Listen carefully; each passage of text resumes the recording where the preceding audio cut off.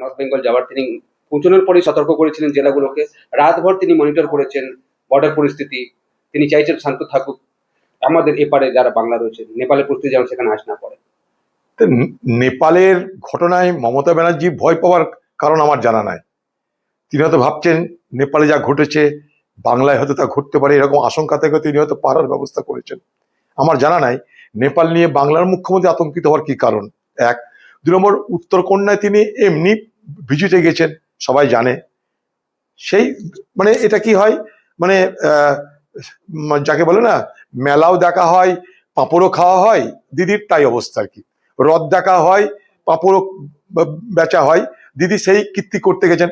উনি তো চালাকির দ্বারা রাজনীতি করেন, তাই উনি এখন নেপালের বর্ডারে শিলিগুড়ি, সেই শিলিগুড়িতে গিয়ে তার নিজের কাজ যেমন মেটাচ্ছে, তেমনি তার পাশাপাশি তিনি দেখাতে চাইছেন নেপাল নিয়ে তিনি কত চিন্তিত, অথচ তার আশেপাশে ডানে বাঁয়ে কেউ নেই। উনি একাই বাতলা করছেন, উনি একাই ওখানে বসে কবিতা লিখছেন, রবীন্দ্রনাথকে সামনে রেখে কি বলতে যাচ্ছেন উনিই জানেন।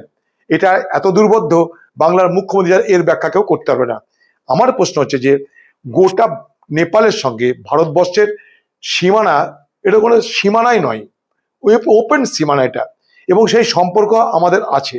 রুটি আর বেটির সম্পর্ক নেপালের সঙ্গে আমাদের ভারতের। তাই হঠাৎ করে নেপালের সঙ্গে এত দুশ্চিন্তা হওয়ার মতো কোনো কারণ তো ঘটেনি। নেপালের ওটা আভ্যন্তরীণ বিষয়, সেই আভ্যন্তরীণ বিষয় হঠাৎ বাংলার মুখ্যমন্ত্রী উদ্বিগ্ন হওয়ার কি কারণ আমার জানা নাই।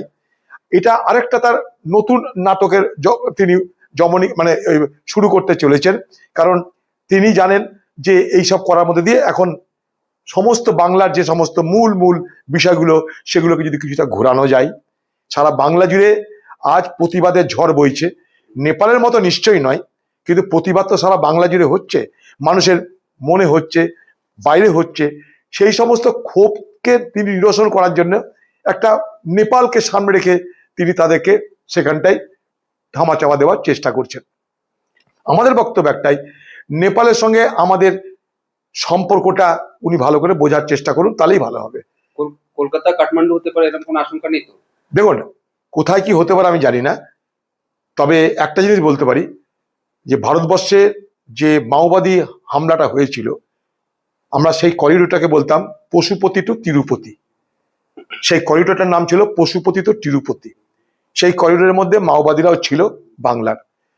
তো পাশের দেশ নেপাল, সেখানে কিছু হলে তার প্রভাব কোথাও পড়বে না ভারতবর্ষে, এটা আমি বলতে পারি না। 1, 2 নম্বর হচ্ছে যে আমাদের সঙ্গে কিন্তু নেপালের সাধারণ মানুষের আজকে না শতাব্দী প্রাচীন সম্পর্ক। সেনাবাহিনীতে ফৌজ তারাই যারা সব থেকে আগে দাঁড়িয়ে আমাদের দেশকে রক্ষা করে, সেই নেপালি ভাইরা, সেই গোর্খালি ভাইরা। তো তাদের সঙ্গে আমাদের হঠাৎ করে মুখ্যমন্ত্রী মনে সন্দেহ কেন তৈরি হচ্ছে আমার জানা নাই। আর তিনি যেখানে উত্তর বাংলায় গেছেন, সেখানে আশেপাশে সব নেপালিরাই থাকে। দার্জিলিংয়ে যান, ঘুরে আসুন, ভালো লাগবে আপনার। কালিম্পংয়ে যান, ঘুরে আসুন, ভালো লাগবে। খাবার নেপালি বাঙালি করতে যেন না দিন, দয়া করে।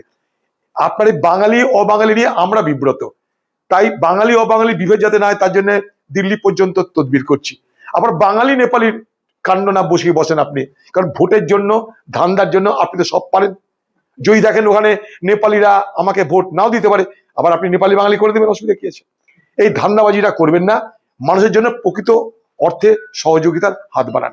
পশুপতি থেকে তিরুপতি হয়েছে, কাঠমান্ডু থেকে কলকাতা, প্রভাব তো নিশ্চয়ই পড়বে। তাই তার জন্য কি নবান্ন দখল হয়ে যাবে, এটা আমি নিশ্চয় বলতে পারছি না, কারণ বাংলায় কখনো এই ধরনের রিভোল্ট হবার সম্ভাবনা নেই। বাংলায় যেটা হবে সেটা নির্বাচনের মাধ্যমে হবে বলে আমি বিশ্বাস করি।